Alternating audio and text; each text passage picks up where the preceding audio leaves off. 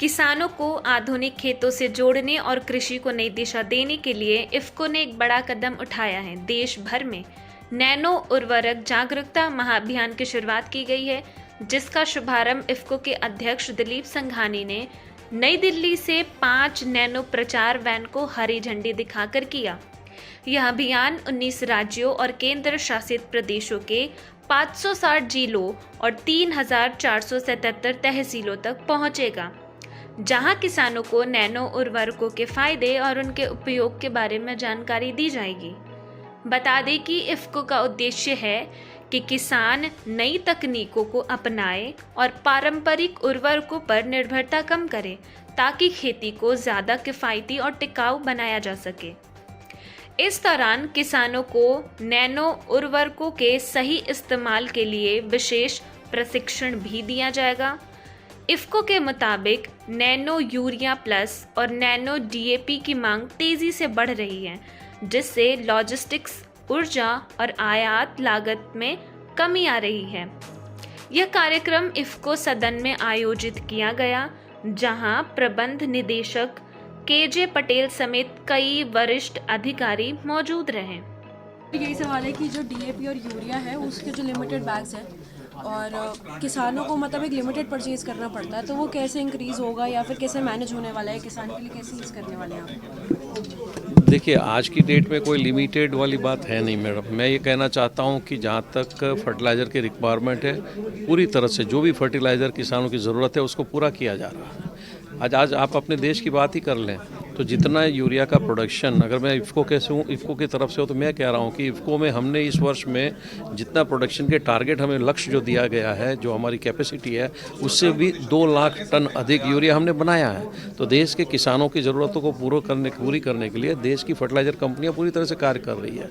साथ साथ सरकार की तरफ से भी जो इम्पोर्ट करते हैं हम लोग, तो उसको भी बढ़ावा दे करके किसानों की ज़रूरत को पूरा करने के लिए यूरिया की पूरी उपलब्धि जो है वो हासिल की जा रही है।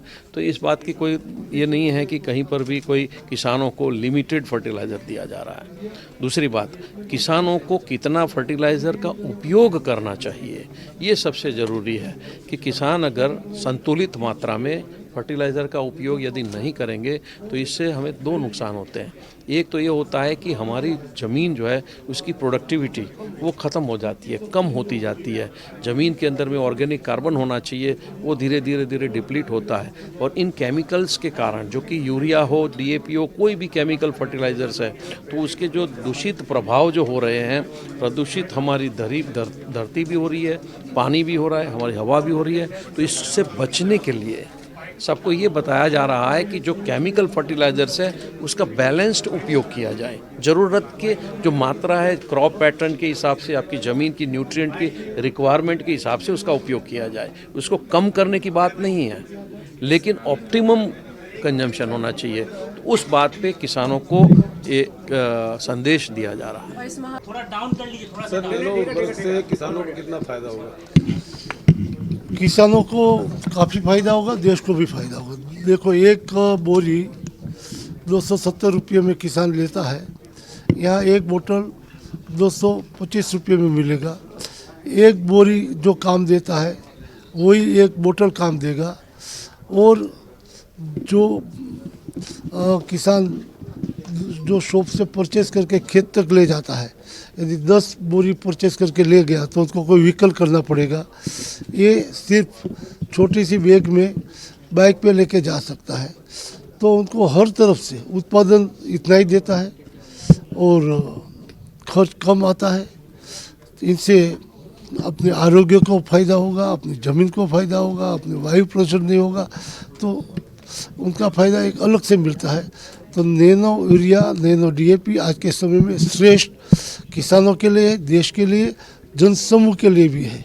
यूरिया और डाई की डिमांड जो है भारत देश में ज़्यादा होती है, उससे और इसमें कैसे कंपेयर करेंगे कि वो जन जागृति सही दिशा से चलेगी तो किसान को पता चलेगा कितना यूज करना चाहिए।